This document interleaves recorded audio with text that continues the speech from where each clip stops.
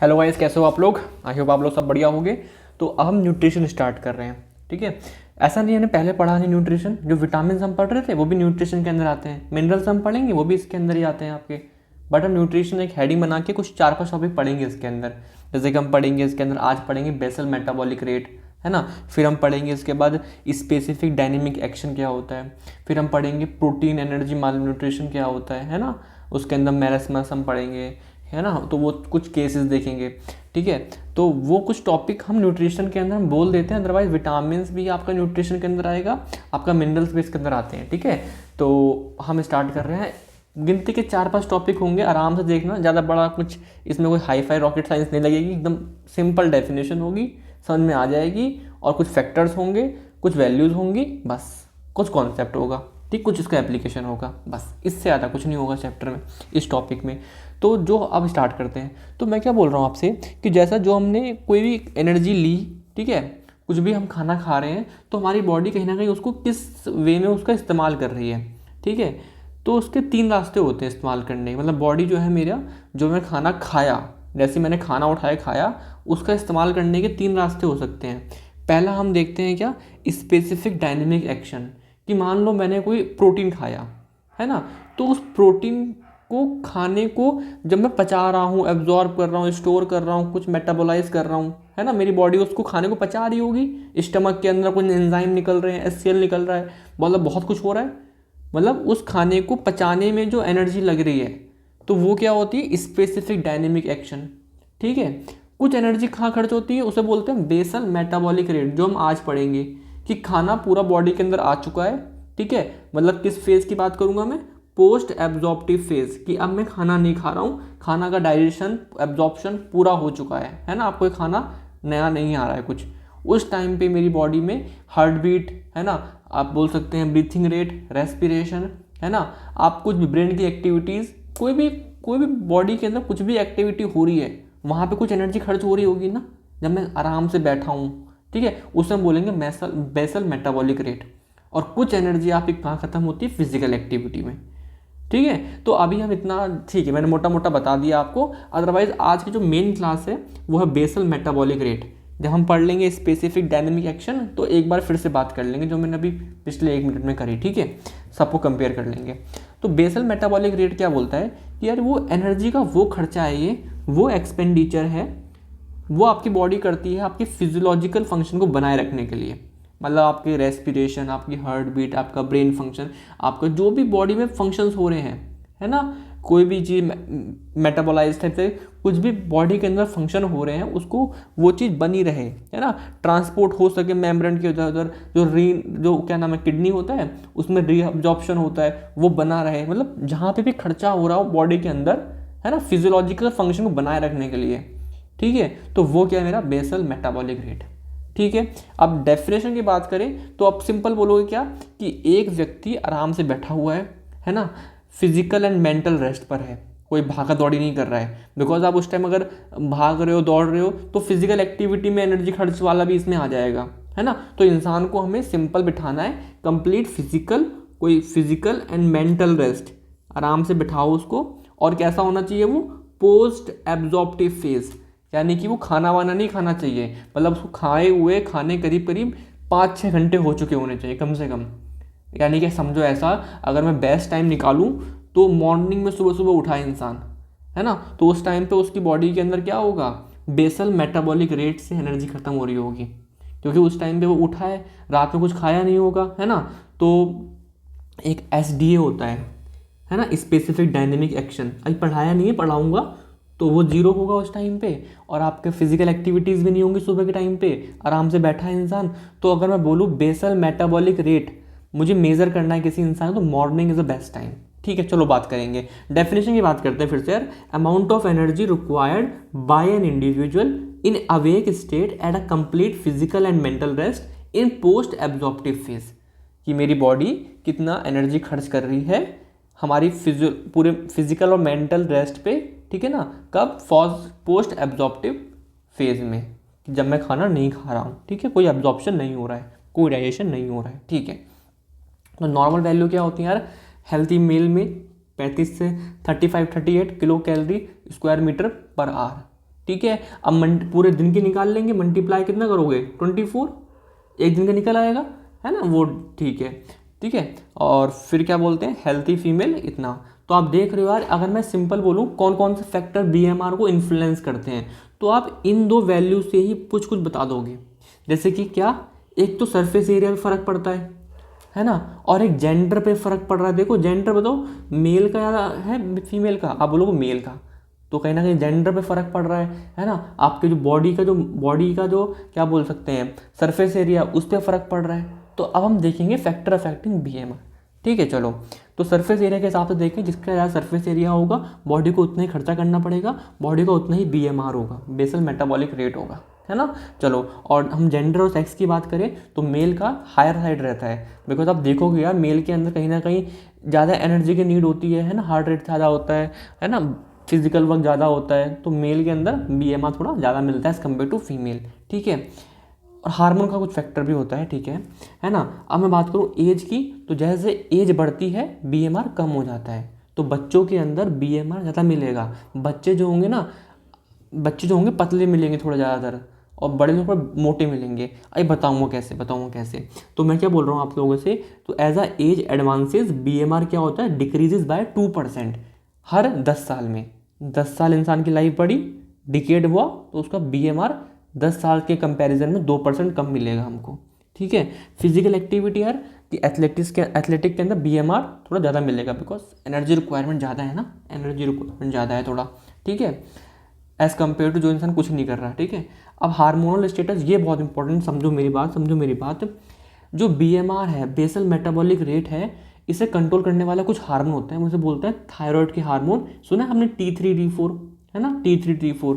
ठीक है, तो मैंने बोला जो बीएमआर है उसे कौन कंट्रोल कर रहा है, उसका जो कौन कर रहा है उनको कंट्रोल, हार्मोन। कौन से hormone, thyroid hormone T3 and T4।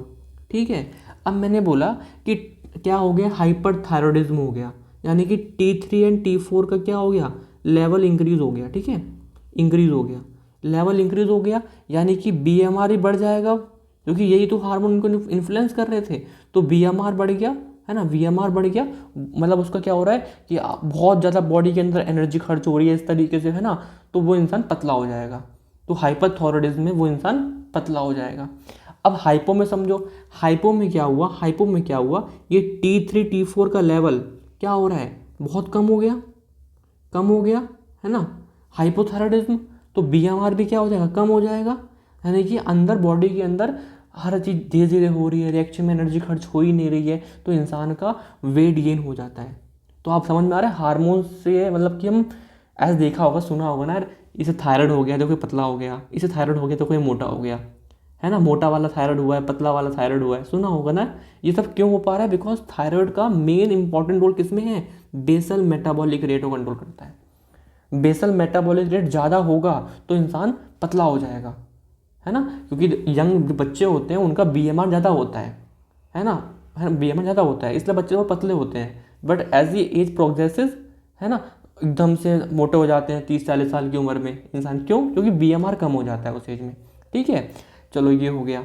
तो स्लीप देखोगे, लेस ड्यूरिंग स्लीप, है ना, कोई एक्टिविटी नहीं कर रहे हो, आराम से हार्ट बीट भी धीरे हो जाती है, तो बीएमआर कम हो जाता है। खाना में और स्टारवेशन में भी बीएमआर डिक्रीजेज इन स्टारवेशन। आप खाना नहीं खाओगे तो बॉडी का एक कोपम मैकेनिज्म है, बीएमआर को कम कर लेगा। ठीक है, क्लाइमेट, अगर ठंडा क्लाइमेट है तो बॉडी क्या करेगी, सोचो, बॉडी बोलेगी मुझे हीट जनरेट करनी है, तो बीएमआर बढ़ा लेगी, है ना, बिकॉज बॉडी को तो टेम्परेचर को कंट्रोल रखना है, तो बाहर ठंडक है, अब बॉडी क्या करेगी, बीएमआर बढ़ाएगी, जिससे कि हीट प्रोड्यूस होगी। ठीक है, और फीवर में भी होता है, 1 डिग्री राइज इन टेम्परेचर से क्या फ़र्क पड़ेगा, बीएमआर आपका 10 से 12% बढ़ जाएगा। ठीक है, थोड़ा सा एक कुछ ग्राफिकल स्टडी करी होगी तो उस हिसाब से दिखा हमको कि जब व्यक्ति में 1 डिग्री सेंटीग्रेड जब बढ़ेगा टेम्परेचर, तो बीएमआर आपका 10 से 12% बढ़ता नजर आता है। और जो मोस्ट इंपॉर्टेंट कहीं ना कहीं जेनेटिक्स, है ना, देखा होगा किसी की फैमिली में यार, कुछ लोग कुछ ना करें जब भी मोटे रहते हैं, कुछ ना करें जब भी पतले रहते हैं, तो जेनेटिक्स भी बहुत बड़ा इन्फ्लुएंस रोल प्ले करती है ना। तो ये हो गया।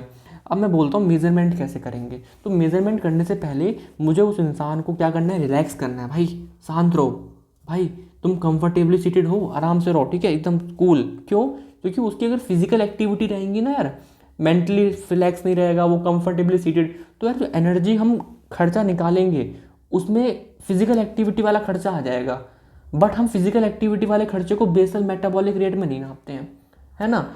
और मैं बोलूँ क्या, उसको मैं मॉर्निंग में मेज़र करूँगा फास्टिंग स्टेट में, जिससे कि पोस्ट एब्जॉर्प्टिव फेज, है ना, वो वाला चीज़ आ जाए उसमें कुछ, है ना। एक पढ़ेंगे हम लोग यार नेक्स्ट लेक्चर में, स्पेसिफिक डायनेमिक एक्शन नाम की चीज़ होती है, वो ना आए, ठीक है। तो बेस्ट टाइम यही है कि सुबह के सुबह फास्टिंग टाइम पे उसका BMR मेजरमेंट कर लो और उसको रिलैक्स रखो, कंफर्टेबली सीटेड रखो, ठीक है। 2 तरीके हैं, सिंपल सा यार, पहला वाला कुछ भी नहीं है, Douglas method, open circuit method. मतलब इसमें क्या होगा, ऑक्सीजन कंजप्शन और CO2 को हम मेज़र कर लेंगे और उस हिसाब से कुछ ना कुछ हम आइडिया लगा लेंगे कि कितना उसने ऑक्सीजन इस्तेमाल किया और कितना उसने CO2 क्या करा, प्रोड्यूस करा, ठीक है। चलो जो नेक्स्ट है बहुत इंपॉर्टेंट, ये क्या है, बेनेडिक्ट रोथ मेथड। इसमें होगा क्या, मेरे पास समझो, एक सब्जेक्ट आया मेरे पास, मैंने उससे बोला तुम भाई इस कंटेनर में ऑक्सीजन प्रेजेंट है, मान लो 6 लीटर प्रेजेंट है, कितनी भी प्रेजेंट है मान लिया, ऑक्सीजन प्रेजेंट है। मैंने बोला तुम ना 6 मिनट तक इसमें ऑक्सीजन लो, है ना, 6 मिनट तक तुम ऑक्सीजन ब्रीथ करो आराम से, ठीक है। उसने सांस ले रहा है, वो छोड़ रहा है, सांस ले रहा है। मैंने 6 मिनट के बाद उसके अंदर रिकॉर्ड करा कि भाई उसने ना वाई लीटर ऑक्सीजन इस्तेमाल करी। भाई ये तो मैं कर सकता हूँ ना, मैंने एक कंटेनर लिया, उसके अंदर मैंने मान लिया 20 लीटर ऑक्सीजन ले ली, ठीक है, मान लिया, एक हाइपोथेटिकल फिगर। और 6 मिनट के बाद मैंने देखा उसके अंदर कितनी है, 5 लीटर ऑक्सीजन है।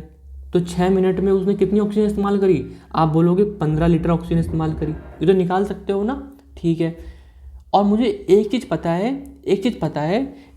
है, क्या पता है मुझे, कि यार वो 1 लीटर ऑक्सीजन जब बॉडी इस्तेमाल करती है तो 4.8 किलो कैलोरी कहीं ना कहीं एनर्जी हमारी बॉडी इस्तेमाल कर रही है, प्रोड्यूस कर रही है इस तरीके से, ठीक है। तो अगर मैं बोलूँ उसने कितना वाई लीटर एनर्जी ऑक्सीजन ली है, वाई लीटर ऑफ ऑक्सीजन उसने 6 मिनट में ली है, तो बोल सकता हूँ 4.8 इंटू में वाई किलो कैलोरी उसने क्या करा है, एनर्जी प्रोड्यूस करी है, एनर्जी इस्तेमाल करी है, ऐसा बोल सकते हैं। रेस्पिरेशन बनाई होगी वैसे तो, ठीक है ना, बोल सकते हैं क्या, बिल्कुल। मतलब ये 6 मिनट का निकल के आ गया। अगर मैं बोलूँ कि मुझे यार नहीं, मुझे 1 घंटे का चाहिए, अब मुझे बताओ किससे मल्टीप्लाई करेंगे, 6 मिनट में इतनी एनर्जी, तो 1 घंटे में कितनी, मल्टीप्लाई बाय 10, क्यों 10 क्यों भाई, देखो ना 1 घंटे में 60 मिनट होते हैं, है ना, तो 6 मिनट में इतना, 60 मिनट में मल्टीप्लाई बाय 10, और अगर फिर किसको कन्वर्ट करना है पूरे दिन में तो मल्टीप्लाई बाय 24।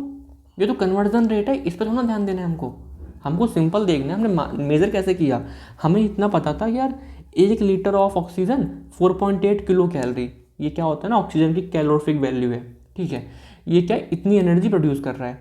तो अब मैंने 6 मिनट के लिए उस पेशेंट से बोला भाई सांस लो, उसने मान लो कितनी एनर्जी, कितना करा, एक डाटा देता हूँ, मान लो 20 लीटर ऑक्सीजन इस्तेमाल करी 6 मिनट में, तो कितनी एनर्जी हो जाएगी यहाँ पे, 20 इंटू में क्या हो जाएगा आपका 4.8। समझ में आ रहा है क्या, 1 लीटर का पता था, 20 लीटर का निकाल लिया यार, सिंपल सा है ना, सिंपल सा है। तो चलो, तो अभी इसको मैं वाई रखता हूँ कि वाई लीटर से वाई मल्टीप्लाई कर दिया। अब इसकी क्लिनिकल सिग्निफिकेंस क्या है BMR की, इससे मैं किसी भी उसका डाइट प्लान, कोई भी पेशेंट आया, कोई भी सब्जेक्ट आया, उसका मैं डाइट प्लान, कि यार तुम्हारा BMR बढ़ा हुआ है, ठीक है, तो तुम ये वाला डाइट प्लान फॉलो करो, तुम्हारा BMR कम है, तुम ये वाला डाइट प्लान फॉलो करो, है ना। अगर सब कुछ नॉर्मल तो सिंपल रखेंगे, कोई दिक्कत नहीं है तुम्हें, है ना। अगर वो चाह रहा है वजन कम करना है बढ़ाना, उस हिसाब से हम देख लेंगे। और डायग्नोसिस ऑफ थायराइड, कि मान लिया मैंने देखा किसी का BMR कम हो रहा है, ये BMR कम क्यों हो रहा है, इसका मतलब उसे कंट्रोल करने वाले हार्मोन कौन होते हैं, T3 T4, वो भी कम हो रहे होंगे, तो यानी कि हाइपोथायराइडिज्म है। मैंने देखा BMR बढ़ रहा है, तो इसे कंट्रोल करने वाले हार्मोन कौन होते हैं, T3 T4 थायराइड वाले, तो वो बढ़ रहे हैं, इसका मतलब तो कहीं ना कहीं BMR हाइपरथायराइडिज्म में बढ़ जाता है, तो डायग्नोसिस में भी हेल्प कर रहा है, ठीक है। तो अब एक चीज़ और दोबारा समझाता हूँ एक बार, कि देखो हाइपोथायराइडिज्म में T3 T4 का लेवल कम, तो BMR भी इससे इन्फ्लुएंस हो, वो भी कम, BMR कम, है ना, तो इंसान में बॉडी के अंदर खर्चे कम हो जाएंगे, तो बॉडी का क्या होने लगेगा, वेट गेन हो जाएगा, है ना, वेट गेन हो जाएगा, तो वो इंसान मोटा हो जाएगा हल्का हल्का, ठीक है।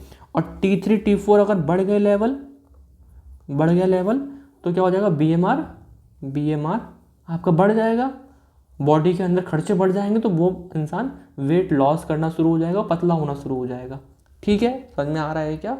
और फिर से देखिए, बच्चों में BMR कम होता है ज़्यादा होता है, आप बोलोगे बच्चों में ज़्यादा होता है BMR, है ना। एज अ एज प्रोग्रेसिस, कहीं लिखा था मैंने, जैसे जैसे एज बढ़ती है BMR 2% बाय डिकेड इधर कम होता है। तो कुछ भी नहीं है, 3 पन्ने हैं, इससे बाहर कुछ नहीं पूछेगा कोई आपसे, है ना। पूछ ले, बहुत ज़्यादा पूछेगा, फैक्टर वाला पूछेगा, ठीक है। इसमें 1-2 फैक्टर हर कोई और ऐड कर सकता है, कोई बड़ी बात नहीं है, ठीक है। अब लेकिन जो मोटा मोटा है मैंने समझा दिया आपको, इससे बाहर कुछ नहीं, कॉन्सेप्ट बन गए आपको यहाँ से, ठीक है। किताब पढ़ना जरूर है ना, किताब पढ़ना सब क्लियर हो जाएगा, ठीक है। और अब मैं क्या बोल सकता हूँ, इसके बाद हम पढ़ेंगे, इसके अंदर बॉडी के अंदर एक होता है स्पेसिफिक डायनेमिक एक्शन, जो नेक्स्ट लेक्चर होगा हमारा उसके ऊपर डिस्कशन करेंगे। न्यूट्रिशन में 4 से 5 लेक्चर आएंगे आसान से, ठीक है। इस वीक आराम से हो जाएगा, ठीक है। फिर हम लिपिड स्टार्ट करेंगे, ठीक है। तो इसे पढ़ लो, कोई डाउट हो मुझसे पूछो, कोई भी दिक्कत है मुझसे बात करो, ठीक है। चलिए, थैंक यू, बाय।